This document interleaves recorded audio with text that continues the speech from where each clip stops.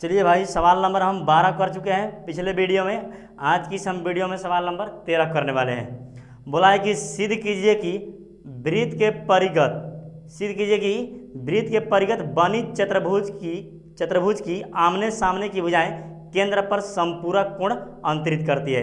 यानी एक वृत्त है और उसके परिगत एक चतुर्भुज बनी है। यहाँ पर इसका फिगर पहले दर्शाएंगे हम। यहाँ पर फिगर बना देते हैं। यहाँ पर बोला है कि एक वृत्त है, हाँ, इसके परिगत क्या है, इसके परिगत एक क्या बना है, चतुर्भुज बना है।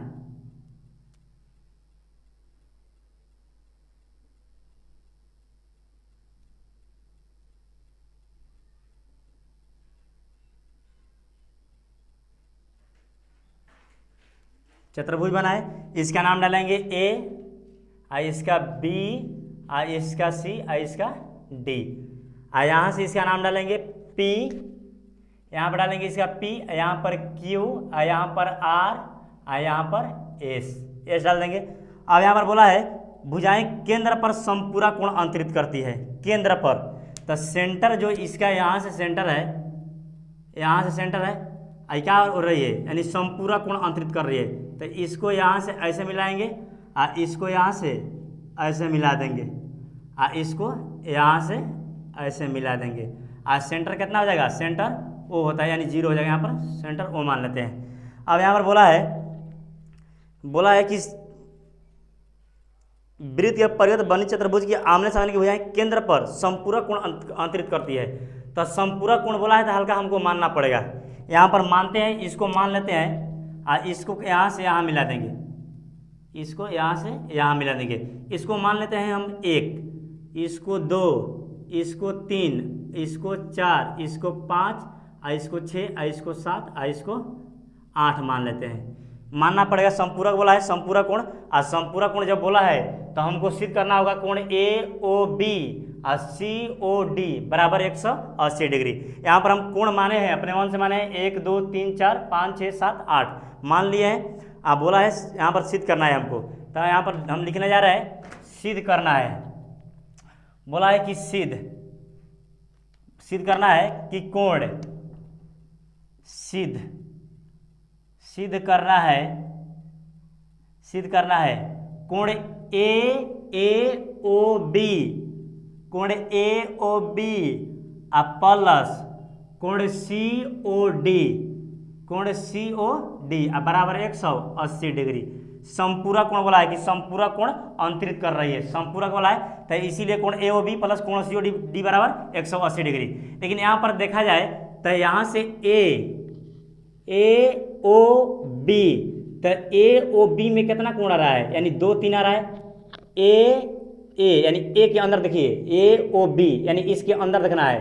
तो एक यहाँ पर, एक तो ए से क्या हो रहा है, ए जो यहाँ पर जो रेखा जा रहा है यहाँ से, तो एक तो बाहर हो जा रहा है, ओ है यहाँ से ओ, यहाँ से आ रहा है बी, तो यहाँ 2 या 3 आ रहा है। ए ओ बी में कितना आ रहा है, 2 3 आ रहा है। तो यहाँ पर लिखेंगे कोण 2 आप प्लस कोण 3, आप प्लस है तो प्लस।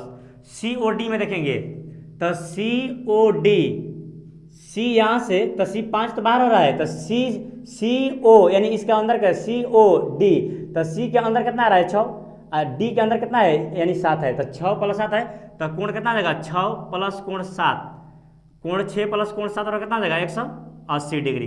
यानी इतना हमको सिद्ध करना है, इतना हमको क्या करना है, सिद्ध करना है, इतना सिद्ध करना है। आज सिद्ध कब करेंगे, यहाँ पर जैसे यहाँ पर इतना हमको लाना है, यानी 2 त्रिभुज के जब सर्वांगसम दिखाएंगे तो हमारा भुजाएं आपस में ये सब का हो जाएगा, यानी इतना हमारा, यानी 2 कोण हमें इसको लेना है और 2 कोण इसमें, यानी हमको 180 डिग्री हो जाएगा। लेकिन 2 कोण को हमको क्या दिखाना होगा, पहले समरूप दिखाना होगा, यानी समरूप करके दिखाना होगा।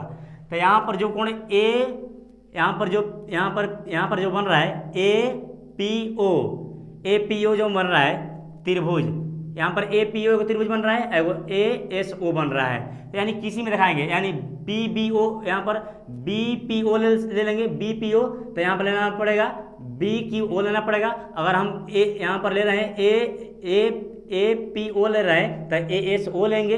अगर यहाँ पर बी पी ओ ले रहे हैं तो यहाँ पर क्या लेंगे, बी क्यू ओ लेंगे। अगर यहाँ पर सी क्यू ओ ले रहे हैं तो यहाँ पर क्या आ जाएगा, यहाँ पर सी क्यू ओ ले रहे हैं तो यहाँ पर क्या हो जाएगा, आर सी ओ हो जाएगा इसे ना। जैसे हम ए पी ओ ले रहे हैं तो ए एस ओ हो जाएगा। अगर बी पी यहाँ पर बी पी ओ ले रहे हैं तब कितना हो जाएगा, बी क्यू ओ हो जाएगा। तो यानी क्या है ना, कोई भुजा यानी दो को त्रिभुज को हम सर्वांगसम दिखाना है, और जब दो त्रिभुज में सर्वांगसम दिखा देंगे तो त्रिभुज कहा जाएगा, समरूप हो जाएगा। तो यहाँ पर दिखाते हैं, तो लिखते हैं त्रिभुज ए पी ओ, त्रिभुज ए पी ओ और ए पी ओ। तो जब ए पी ओ लिए हैं तो ए पी ओ किसके सर्वांगसम होगा, ए एस ओ के, ए एस ओ के। तो ए एस त्रिभुज ए एस ओ, त्रिभुज ए एस ओ। अगर हम यहीं पर बी पी ओ लेते तो ये किसके लेते समरूप, यानी किसके यहाँ पर लेते हैं, यहाँ पर समान बी की ओ के लेते हैं। अगर ए पी ओ लिए हैं तो ए एस ओ के लेंगे, अब बी पी ओ लेते तो बी की ओ लेते हैं। तो यहाँ पर ए पी ओ और ए एस ओ में, तो यहाँ पर देखेंगे उभयनिष्ठ क्या हो रहा है, ए एस ओ में ओ आ रहा है कि नहीं आ रहा है, ए पी ओ में यानी A P O A S O यानी ओ ए क्या हो रहा है, दोनों में आ रहा है। तो ओ ए क्या हो रहा है, उभयनिष्ठ हो रहा है।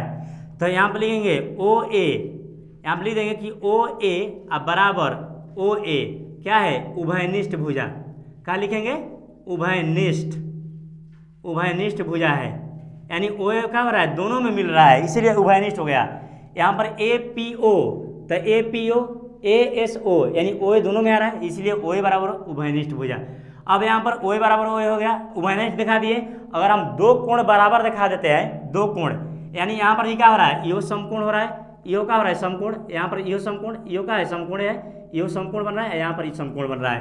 तो कोण एस यानी ए पी ओ में लिए हैं, ए एस ओ में लिए हैं। तो कोण जो पी है 90 डिग्री, कोण एस भी 90 डिग्री है। तो कोण पी बराबर कोण एस पर कितना हो जाएगा, 90 डिग्री। यानी यहाँ पर दो को भुजा, यहाँ पर उभयनिष्ठ भी दिखा दिए और दो कोण भी, यानी हमको क्या करना है, यहाँ पर 90 डिग्री दिखा दिए।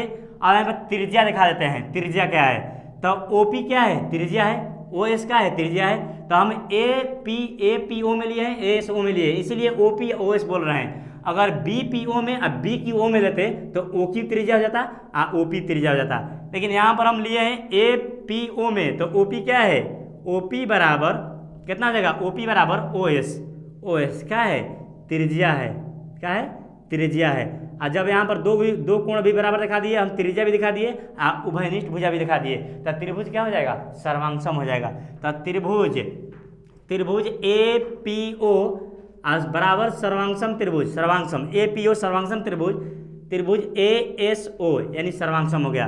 और जब सर्वांगसम हो गया तो क्या हो जाएगा, सी पी सी टी द्वारा, सीपीसीटी यानी सीपीसीटी का मतलब है सर्वांगसम त्रिभुज के संगत भागों से है। और सीपीसीटी का प्रयोग प्रमेय में होता है, जब दो या दो से अधिक त्रिभुज एक दूसरे के सर्वांगसम होते हैं तो संगत कोण और त्रिभुज की भुजाएं भी एक दूसरे के सर्वांगसम होते हैं। तो सीपीसीटी का यहीं पर प्रयोग है।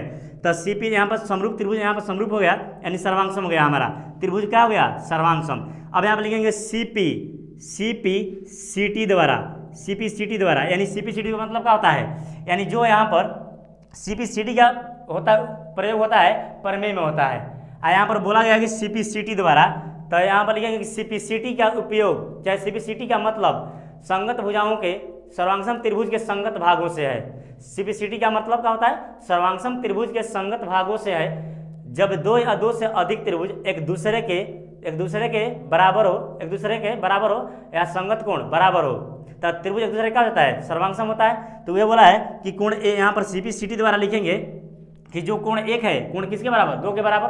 और कोण जो 3 है वो किसके बराबर, 4 के बराबर। कोण 5 है किसके बराबर, 6 के बराबर। और कोण 7 किसके बराबर, 8 के बराबर। तो वह बोला है कि सीपीसीटी का उपयोग सर्वांगसम त्रिभुज के संगत भागों से है। और जब दो या दो से अधिक त्रिभुज एक दूसरे के सर्वांगसम होते हैं तो संगत कोण और त्रिभुज की भुजाएं भी एक दूसरे के सर्वांगसम होती है। तो यहाँ पर जो कोण 1 है किसके बराबर हो जाएगा, कोण 1 बराबर कोण 2 के बराबर। और समीकरण फर्स्ट। और जो कोण 2 है, यहाँ पर कोण 2 है तो कोण 1 2 के बराबर, तो कोण 3 किसके बराबर, कोण 3 किसके बराबर, कोण 4 के बराबर। समीकरण 2 हो जाएगा। और कोण जब 4 हो गया तो कोण 5 किसके बराबर, कोण 5 किसके बराबर हो गया, कोण 6 के बराबर। समीकरण 3 हो गया। समीकरण कितना हो जाएगा, समीकरण 3 हो गया।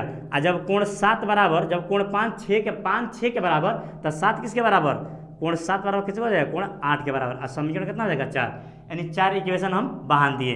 अब चारों इक्वेशन क्या करेंगे, जोड़ेंगे। चारों इक्वेशन एक साइड जोड़ेंगे, 1 + 2 हो जाएगा, प्लस कितना हो जाएगा, +3 हो जाएगा, +3। अब प्लस कितना हो जाएगा, कोण 4 हो जाएगा, कोण 4। अब प्लस कितना हो जाएगा, कोण 5 हो जाएगा, कोण कितना हो जाएगा 5। अब प्लस कोण कितना हो जाएगा 6 हो जाएगा। 3 से 4, 4 से 5, 5 से 6 और 6 से 7 और 7 से कितना हो जाएगा, कोण 8। अब बराबर कितना हो जाएगा 360 डिग्री। कितना होता है 300। चतुर्भुज में सभी कोणों का, यानी सभी कोणों का, यहाँ पर चारों कोणों का योग कितना, यानी सब कोणों का योग है 1 + 2 + 3 + 4 + 5 +, यानी सभी कोणों का योग था कितना चतुर्भुज में 360 डिग्री।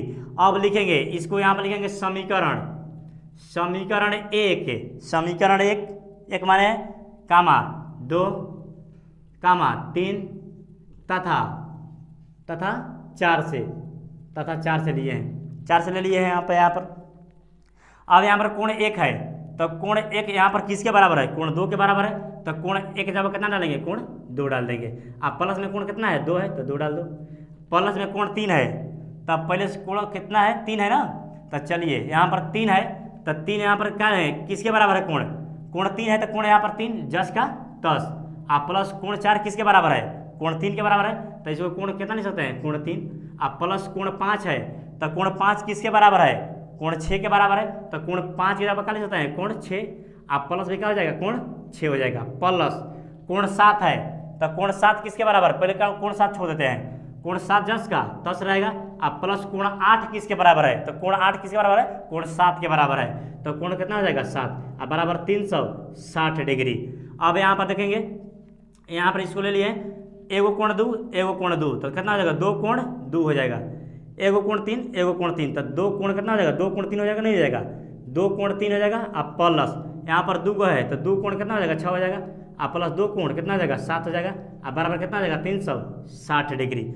इन सब में क्या है 2 कॉमन है, तो 2 कॉमन कर लेते हैं। 2 कॉमन करेंगे तो कितना बचेगा, कोण 2 बचेगा। आप प्लस कितना बचेगा, कोण 3 बचेगा। आप प्लस कोण 6 बचेगा। आप प्लस कोण 7 बचेगा।